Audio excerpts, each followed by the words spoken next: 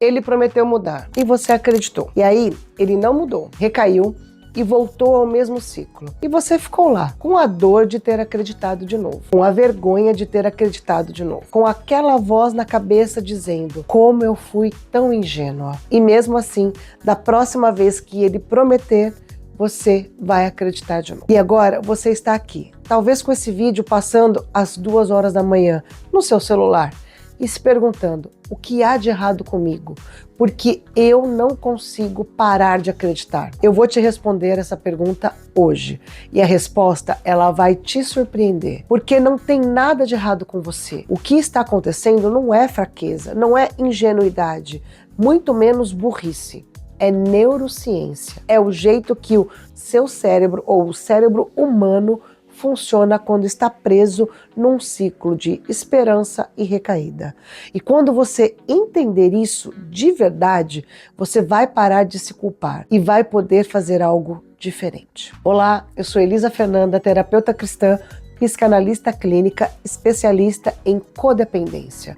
E antes de ser terapeuta, eu fui a mulher que acreditou. E acreditou muitas vezes. Que ouviu a promessa, sentiu aquela esperança acender de novo e apostou mais uma vez. Não porque eu era fraca, mas porque o meu cérebro ele estava fazendo o que o cérebro humano foi desenhado para fazer em situações como essa. Eu atendo hoje centenas de mulheres que vivem este ciclo, esposas de alcoólatras, de dependentes químicos, de compulsivos e que quando elas chegam até mim, a pergunta que mais aparece é essa: por que eu continuo acreditando nele? Esse vídeo é a resposta mais honesta que eu posso te dar. A neurociência da esperança. Eu vou te explicar o que acontece no seu cérebro quando ele faz uma promessa. Quando alguém que você ama, alguém com quem você tem um vínculo real, uma história verdadeira de amor, quando essa pessoa olha nos seus olhos e diz: eu vou mudar, dessa vez é diferente, eu prometo, o seu cérebro ele libera dopamina. Isso, e a dopamina é um neurotransmissor da antecipação da recompensa. Ele não é um neurotransmissor do prazer em si, é o da expectativa do prazer.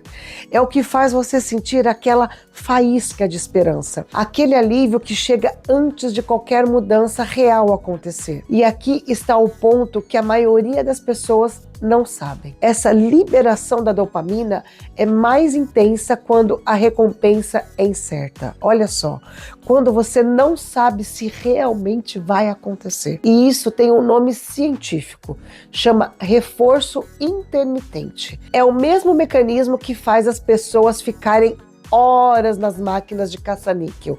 Sim, não é a certeza de ganhar que aprende, é a possibilidade, é o talvez. E é exatamente isso que acontece no ciclo da promessa e recaída. Ele promete, você sente esperança. Aí vem a dopamina. Ele muda por alguns dias, algumas semanas, a esperança se confirma um pouco mais dopamina. Depois ele recai. A esperança some. Queda brusca, dor, devastação. E aí ele promete de novo. E o seu cérebro, que já foi programado para aquela busca da dopamina, que já conhece aquele padrão, que já sabe que depois da promessa vem um período de alívio, o seu cérebro acredita de novo. Não porque você é ingênua, mas porque o circuito ele está ativado. Você não está presa num ciclo de fraqueza de caráter, não. Você está presa num ciclo neurológico e isso muda completamente como você precisa se olhar. O padrão da promessa. Agora eu quero te mostrar este padrão. Porque quando você consegue ver o padrão de fora, ele perde um pouco o poder que ele tem sobre você. O ciclo da promessa, ele tem 4 fases. E se você convive com o dependente já há algum tempo, você vai reconhecer cada uma delas. A fase 1 é a crise. Algo acontece, uma briga grande, uma consequência séria, um momento de fundo de poço. O comportamento dele chegou num nível que não dá mais para ignorar. Às vezes é você que chora diferente, às vezes é ele que se assusta com o próprio reflexo. Fase 2. a promessa. Aí vem o arrependimento. As lágrimas, as palavras que você queria ouvir há tanto tempo. Eu sei que eu errei, eu vou mudar, eu te amo, eu não quero perder você. Dessa vez vai ser diferente. E aí vem algo que eu preciso que você entenda. Ele não está necessariamente mentindo neste momento. Ele pode estar sentindo de verdade, é fato. O arrependimento pode até ser genuíno. A dor também ela pode ser real. O problema não é a sinceridade da promessa. O problema é que o arrependimento, ele não é recuperação. Sentir não é mudar. E a mudança real exige um processo, exige ajuda, estrutura, comprometimento, com um tratamento, com algo que vá fazer diferença. Não exige somente uma boa vontade. A fase 3, vem a lua de mel. Ele muda por algum tempo, dias, semanas e às vezes meses. E você respira aliviada. Você acredita. E aqui está uma coisa muito importante. Essa fase, ela é real. Ela não é fingimento. Ele está tentando de verdade. E você sente isso. E isso reforça ainda mais a sua esperança. Mas sem um suporte real de recuperação, sem estrutura, sem ajuda profissional, sem os 12 passos ou algum processo terapêutico, a vontade sozinha, ela não se sustenta. E aí vem a fase 4, que é a recaída. E aí vem de novo. E a dor de volta é ainda maior do que a dor anterior, porque dessa vez você tinha acreditado mais, você tinha abaixado mais a guarda e a queda ela é mais funda. 4 fases: crise, promessa, lua de mel e recaída. Você reconhece esse ciclo? Se reconhece, eu quero que você saiba. O fato de você reconhecer é a coisa mais importante que pode acontecer hoje. Porque você só pode sair de um padrão quando você consegue vê-lo. E eu sei que nesse ponto você pode estar se perguntando: mas o que eu faço com tudo isso? Entender o padrão não resolve. E como é que eu saio? Foi pensando nisso que eu criei o programa 7 Passos para Ajudar o Familiar Dependente Compulsivo. Ele não é sobre controlar o dependente, é sobre você entender qual é o seu papel real neste processo. O que ajuda, o que atrapalha e o que você pode fazer de concreto sem se destruir neste caminho. O link está na descrição deste vídeo e o cupom YT25OFF garante 25% de desconto. Agora eu quero te falar sobre o que muda quando você para de entrar neste ciclo. O que muda quando você vê e reconhece este padrão? Sair do ciclo, ele não significa não amar mais, não significa abandonar, muito menos significa endurecer o coração. Significa desenvolver o que eu chamo de posicionamento emocional, que é diferente de distanciamento emocional. Distanciamento é você se fechar, se proteger, ficando fria, ausente e desconectada. Agora, posicionamento é você continuar presente, mas a partir de um lugar mais sólido, um lugar onde você não precisa da promessa dele para se sentir bem, onde você não entra em colapso quando ele recai, onde você não precisa acreditar para sobreviver emocionalmente. E isso se constrói, não acontece de uma hora para outra, mas ele tem um começo. E o começo é exatamente o que eu quero te mostrar agora. São 3 perguntas, sim, 3 perguntas que quando você começa a se fazer de verdade, mudam o que a promessa dele faz com você. Pergunta número 1. O que mudou de concreto desta vez? Não o que ele disse que vai mudar, o que realmente mudou.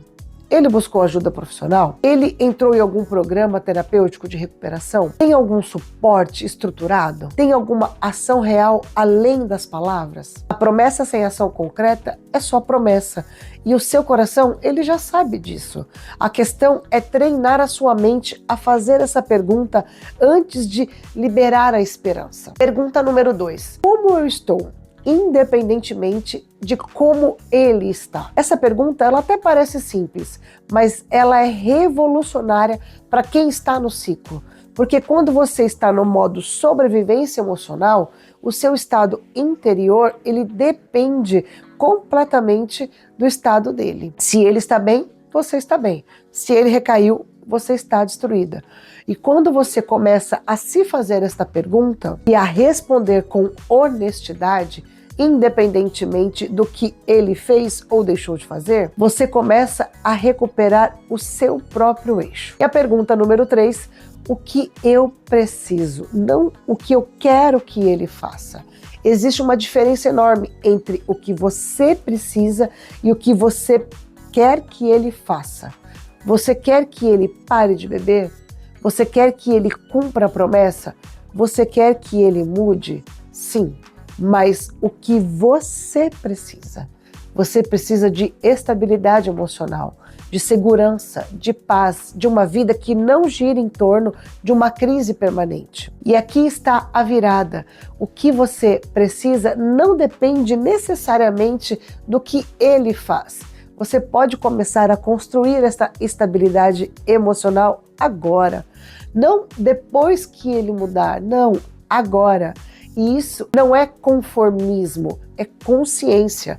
E quando você começa a agir a partir das suas necessidades e não em reação ao comportamento dele, você para de entrar no ciclo da mesma forma. Porque você não precisa mais da promessa para se sentir inteira. Entendeu? A promessa, ela pode vir ou não, você continua existindo do mesmo jeito. Agora deixa eu resumir tudo o que a gente viu hoje. Você não acredita nas promessas dele porque é ingênua. Você não acredita nas promessas dele porque é ingênua. Você acredita porque o seu cérebro ele foi condicionado por um ciclo neurológico real, que é o reforço intermitente. A dopamina da esperança, o padrão que se repetiu tantas vezes que ele já virou automático. E sair deste ciclo começa com ver este padrão, como fazer as perguntas certas, como separar o que você precisa do que você quer que ele faça. Isso você pode começar hoje, independentemente de onde ele está neste processo. E me conta aqui nos comentários, você reconheceu alguma dessas 4 fases que eu te descrevi? E qual delas você está agora? Eu leio cada uma das respostas. E o próximo passo concreto está aqui na tela agora. A aula gratuita Como Lidar com o Dependente Compulsivo. Ela vai te dar um mapa de como fazer nos próximos dias. Não quando ele mudar, mas agora. Eu te vejo lá. Mas lembre-se, você não nasceu para viver acreditando em mentiras. Você nasceu para ser brava.